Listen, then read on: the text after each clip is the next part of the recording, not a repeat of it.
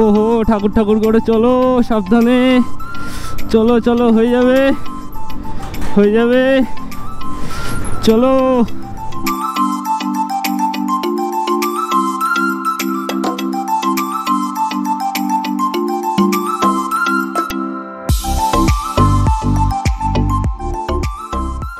Good morning guys, good morning from Pokhara. এখন ঘড়িতে সময় হচ্ছে 8:11 আর সকাল সকাল ঘুম থেকে উঠে আমি ফ্রেশন আপ হয়ে গেছি। এখন শুধু লাগেজ প্যাকিং করব আর বেরোবো। একবার ঘরের অবস্থাটা দেখে নাও, এইরকম পুরো অবস্থা হয়ে রয়েছে।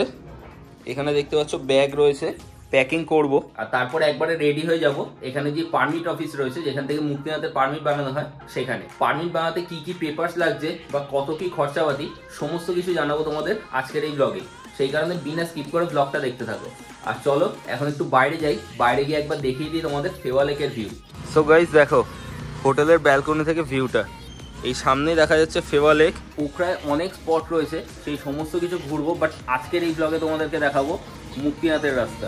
So guys all set, bike দেখতে পাচ্ছ ফুললি লোডেড, কাদা ফাদা মেখে একদম একটা মারাত্মক লুক দিচ্ছে। আর আমি ছিলাম হচ্ছে এই হোটেলে, এই দাদার হোটেলে। दादा कैमरे में एक बार हाई कर दो और आपका कैमरे में हाई कर दो और आपका होटल का नाम और फ़ोन नंबर बता दो। हमारा होटल का नाम द ट्रैंक्विलिटी इन। अच्छा, आटमेंट नंबर 9824132215। ठीक है। दूसरा नंबर 9806620034। ঠিক আছে, তো তোমাদেরকে দাদা তো নাম্বার বলে দিল, আর আমি ডেসক্রিপশন বক্সে সব ডিটেলস দিয়ে দেবো, তোমরা এখানে আসতে পারো। আর পোখরা দেখো কত ঘোরার জায়গা রয়েছে, প্রচুর স্পট রয়েছে, সেগুলো কিছুই ঘুরতে পারলাম না, এসে সব ঘুরবো। আগে যাই, আজকে এগোবো বেনির দিকে, আর এখন যাবো হচ্ছে আগে পারমিট অফিসে। তো চলো গাইজ এখন বেরোচ্ছি হোটেল থেকে। ঘড়িতে এখন সময় হয়েছে 9:52 আর কিলোমিটার হয়েছে 26,331। আর চলো আমি ম্যাপ সেট করে নিয়েছি, এখান থেকে 3.9 কিলোমিটার দেখাচ্ছে পারমিট অফিস। আর রাস্তায় কোনো একটা বাইকের দোকান থেকে আমাকে একটু চেনটাও ক্লিন করে লুপ করিয়ে নিতে হবে, কারণ চেনে এত ধুলোবালি লেগেছে কালকে, একটা কাটকাট করে একটা আওয়াজ করছে। চেন ক্লিনার ছিল আমার কাছে, বাট নিজে করতে গেলে সময় লাগবে, ওরা এক্সপার্ট আছে, ওরা ফাটাফাট করে দেবে। তো ওই কারণে একটা দোকান দেখলে ওখান থেকেই করিয়ে নেবো। আর এই হোটেলেই পরিচয় হলো আমার বরানগরের দুজন দাদার সাথে, ওরাও আজকে যাচ্ছে মুক্তিনাথের দিকেই, বাট ওদের কালকে পারমিটটা করা ছিল, সেই কারণে ওরা আস্তে আস্তে এগোচ্ছে, আর আমি পারমিটটা করে জাস্ট বেরিয়ে যাব। সো গাইজ আমি এখন এসে গেছি পারমিট অফিসে, এই সামনেরটাই হচ্ছে এটা পারমিট অফিস।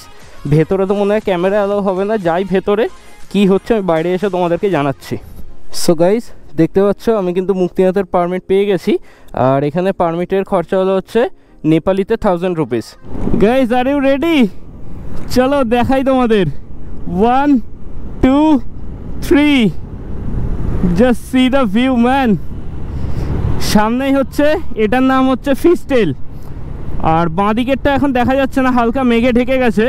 দাঁড়াও এবারে মনে হচ্ছে দেখা যাবে। হ্যাঁ, বাঁ দিকে এই যে পিকটা দেখা যাচ্ছে, এটাই হচ্ছে মাইটি অন্নপূর্ণা। এই মোড়টা থেকে বাঁ দিকের টার্ন নিলে আমি কিন্তু এখন কানেক্ট করছি পৃথ্বী হাইওয়েতে। এই রাস্তাটা আমাকে 600 মিটার মতো কন্টিনিউ করতে হবে, তারপরে আমি কিন্তু কানেক্ট হয়ে যাব পোখরা বাগলুং রোডে। সো গাইজ আমি এখন এসেছি এখানে একটা বাইকের দোকানে, চেনটা একটুখানি টাইট করাতে হবে আর ক্লিনও করতে হবে। দেখি দাদার সাথে কথা বলে। দাদা চেন ক্লিন করতে হবে? দেখতে পাচ্ছ এখানে কিন্তু চেন ক্লিনিং শুরু হয়ে গেছে। চেনে প্রচুর ময়লা জমেছিল, প্রচুর ময়লা। আর দোকানটা একবার তোমরা দেখে নাও, তোমরা কেউ পোখরায় আসলে এই দোকান থেকে কিন্তু কাজ করাতে পারো।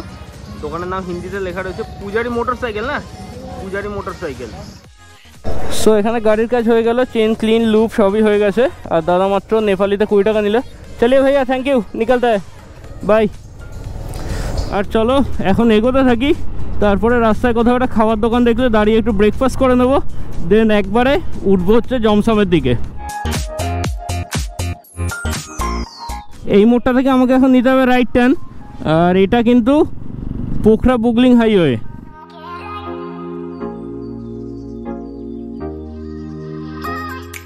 ভাই লোক দেখো শুরু হয়ে গেছে কিন্তু বিশাল অফরোডিং। যত এগোবো তত অফরোডিংয়ের পরিমাণ বাড়তে থাকবে। পাহাড়গুলো দেখো কিরম ভেঙে চুটে পড়ে আসে সব, যখন তখন আর কি গড়িয়ে পাথর নেমে আসতে পারে। এই অল্টো ওট, এই অল্টো উঠতে পারে না পাহাড়ে, এই মালগুলো সামনে পড়ে গেলে এত অসুবিধা।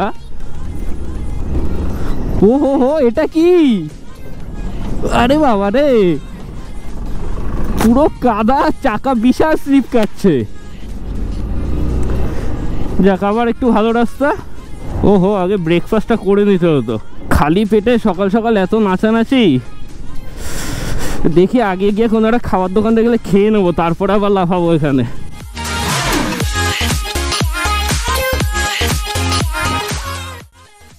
এখান থেকে ঝুলাঘাট বলছে 849, বাগলুং 61, জমসা 169।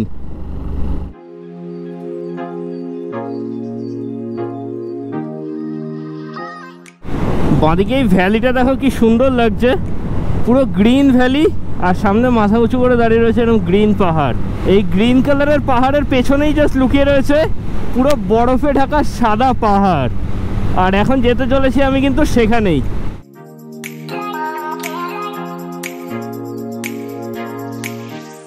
এই ভিউটা দেখে আর জাস্ট না দাঁড়িয়ে পারলাম না। নিচে দেখো সুন্দর ধাপ চাষ করছে, আর সামনে এত সুন্দর পাহাড়। গোপ্রো হয়তো আসবে না, ওই দূরে দেখা যাচ্ছে কিন্তু সেতিকান্দিকি রিভার। রাস্তা দেখো ভাই, ডেঞ্জার ডেঞ্জার রাস্তা। ইস, কি পরিমাণে ধুলো। এখানটা মনে হয় কিছুদিন আগে ল্যান্ডস্লাইড হয়েছিল, সেই জন্য রাস্তার এই অবস্থা। কারণ আবার দেখতে পাচ্ছ পেয়ে গেছে কিন্তু টার্মাক রোড। চলো এগোতে থাকি, রাস্তার কীরকম কী কন্ডিশন রয়েছে সব আপডেট দিচ্ছি তোমাদেরকে। হচ্ছে এখন লুমলি। লুমলি হচ্ছে নেপালের একটা ছোট্ট গ্রাম, আর এখানে একটা টি এস্টেটও আছে, যেটা নেপালের মধ্যে একটা নামকরা টি এস্টেট।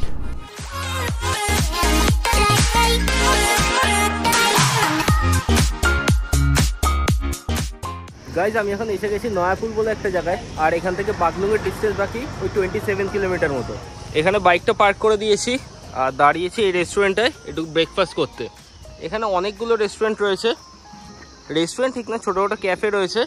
আর চারিদিকের ভিউটা দেখো, পুরো পাহাড়ে ঘেরা। অর্ডার করেছি ওয়াই আসুক, খেয়ে নিই, পরে আবার রাস্তায় বেরিয়ে কথা হচ্ছে তোমাদের সাথে মোটো ব্লগিং সেটআপে। ব্রেকফাস্ট করে এখন আবার বেরিয়ে পড়লাম, আর এখানে ব্রেকফাস্ট করতে আমার খরচা বললো 70 রুপিস।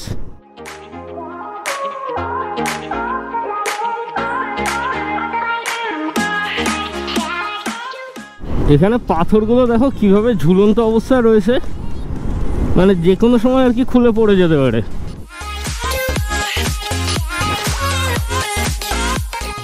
এই জায়গাটার অবস্থা আবার একটু খারাপ রয়েছে, আর এখানে এই পাথরগুলো দেখো, বিশাল বিশাল পাথর এরকম উপর থেকে নেমে এসেছে।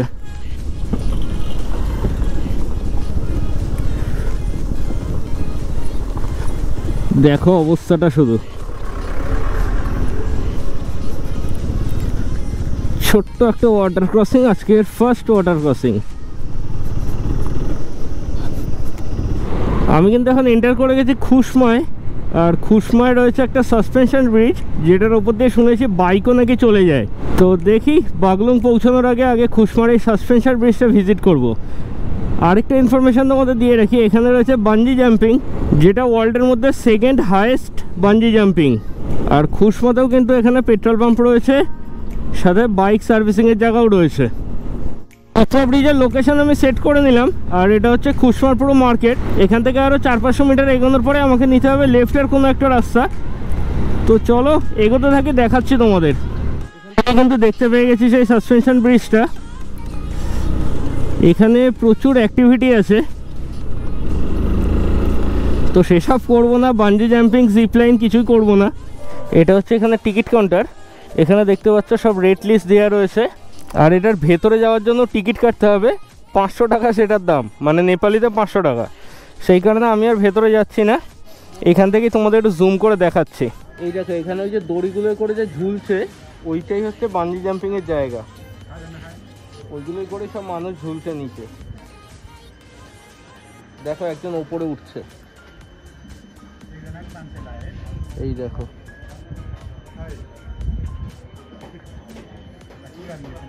ওকে আগে আর কি ফেলে দিয়েছে এখান থেকে, তারপরে আবার টেনে ওকে উপরে তুলে নিল। এখানে যে ব্রিজটা রয়েছে যেটার উপর দিয়ে বাইক যায়, চলো এখন যাবো সেই ব্রিজটায়। আমি এখন একটা ভেতরের রাস্তায় ঢুকে গেছি। এখানে লোকাল লোকজনও ঠিকঠাক ইনফরমেশান দিতে পারছে না, ম্যাপে মারছি, ম্যাপেও ঠিকঠাক ডিরেকশন আসছে না।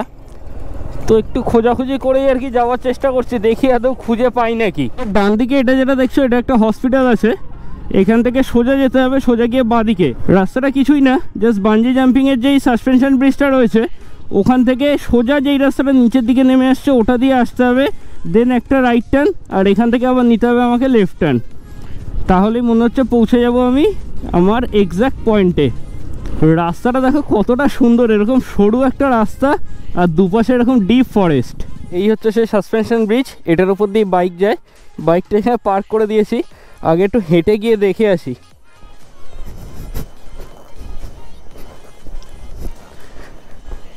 এখানটা তো বেশ শক্তই আছে, মানে সেরকম নড়ছে না আর কি। হ্যাঁ এবারে চাপ আছে, ভীষণভাবে দুলছে।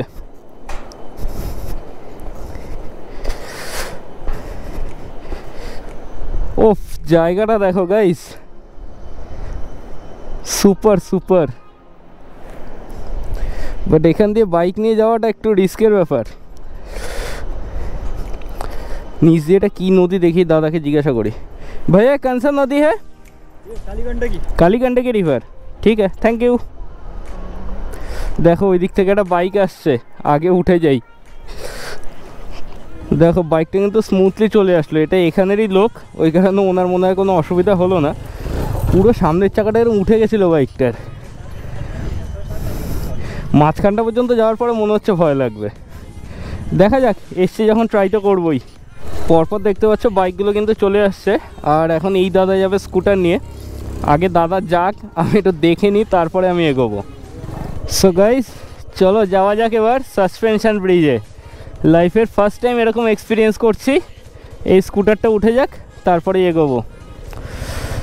চলো লেটস গো।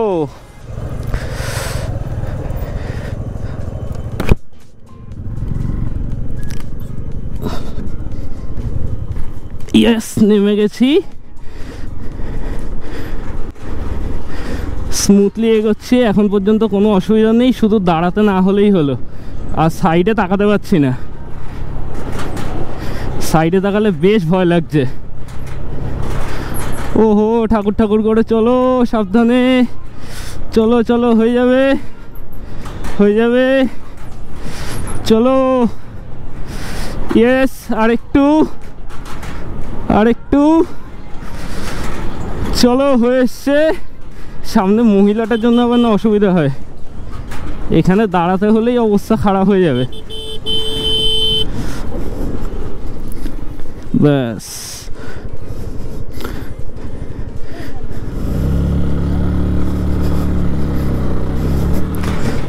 যাক ঠিক আছে, ঠিকঠাক মতো চলে আসতে পেরেছি। ও বাবা, এই জায়গাটা পুরো কেমন অবস্থা রে বাবা। ইয়েস ইয়েস ইয়েস ইয়েস, হো গয়া। আবার ঘুরিয়ে যেতে হবে ওই পারে। শুধু এটা এসেছিলাম এটা চালানোর জন্য, এই ব্রিজটায় চালানোর এক্সপিরিয়েন্স কেমন হয় সেটা দেখার জন্যই। উফ, টাফ আছে ভাই, সাইডে তাকালে অবস্থা খারাপ হয়ে যাচ্ছে। চলো গাইজ, আরেকবারের জন্য রেডি। এবার শুধু ওই পারে যেতে হবে, সাবধানে সাবধানে সাবধানে। ইয়েস, নেমে গেছি।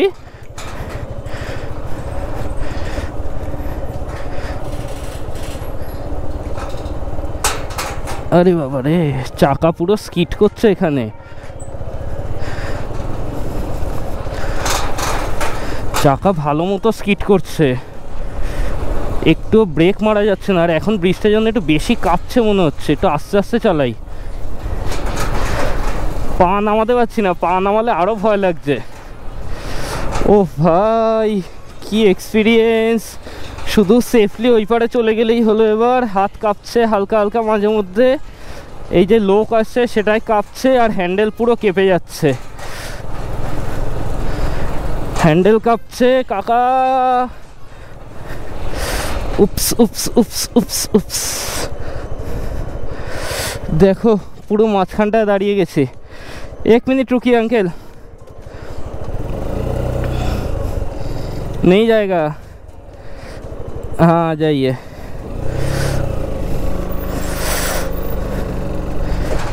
ওরে বাবারে, এবারে ভয় লাগছে।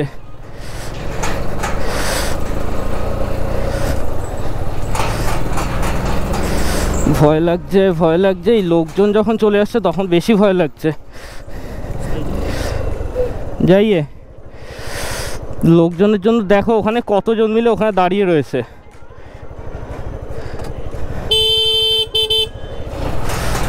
চলো চলো, হয়ে এসছে। আরে বাইক নিয়ে উঠছে দেখে, একটু দাঁড়াও। দেখো অবস্থা দেখো।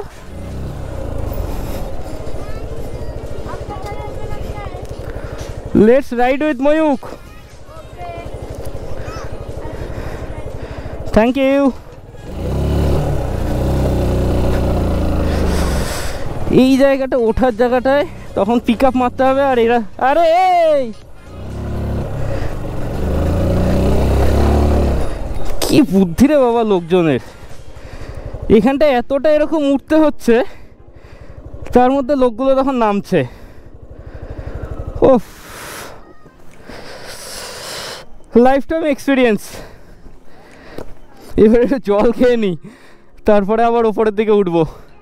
চলো রাস্তায় বেরোই, দেন কথা হচ্ছে তোমাদের সাথে। ঘেমে গেছি পুরো টেনশানে।